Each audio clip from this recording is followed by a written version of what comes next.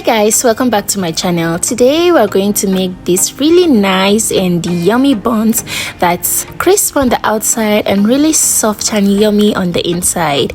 If you're a buns lover, you're definitely going to love this recipe. Let's get started. To your bowl, go in with some flour, 3 cups of flour, powdered milk, then some salt, baking powder and some nutmeg, and you're going to mix together till well combined. If you don't like the nutmeg, you can skip the nutmeg. I'm going to leave the measurement of everything in the description, so please do check it out. So add 2 tablespoons of butter or margarine and mix together till crumbly until well mixed, just like this. After mixing, then you're going to keep this aside. In a separate bowl, you're going to add your sugar, egg, vanilla or any flavor of choice, and water, and then you're going to mix this properly. You're going to need to mix properly till all the sugar is very well dissolved. So after you're done mixing, then you're going to get the dry ingredients, and then you're going to make a little well in the middle, and then you're going to pour in all the wet ingredients in, and you're going to mix this.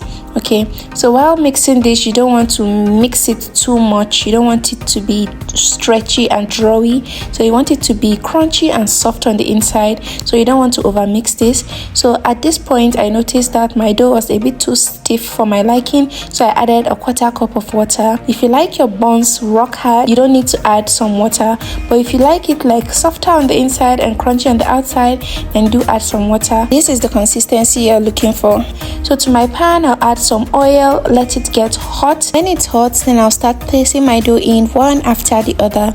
So if you place your dough in and it immediately comes up to the top, that means your oil is too hot and your buns might end up brown on the outside and uncooked on the inside. But if you place it in and it sinks to the bottom, that means your oil is not hot enough and you might end up with a very rock hard buns, shapeless buns. Honestly, the shape might be really funny, but if you place it in and it takes 5 to 10 seconds before popping up to the top, then you know you have the right temperature. So at this point, I noticed some were getting brown before others way too quickly, so I reduced the heat a little so that it can fry evenly. With buns, you can have the perfect recipe. You mix properly with the exact measurements, and when you come to fry, maybe if you don't have the right temperature, it might end up being a flop. So make sure to fry at low heat or medium heat so that both in and out will be well cooked. As soon as it turns brown to your preference, you can go ahead and take it out of the oil. After taking it out, don't forget to strain with a paper towel. Strain out the oil completely so that you won't end up eating oily buns. So at this point, we are done frying and our perfect yummy milky buns is ready. Let me show you what it looks like on the inside.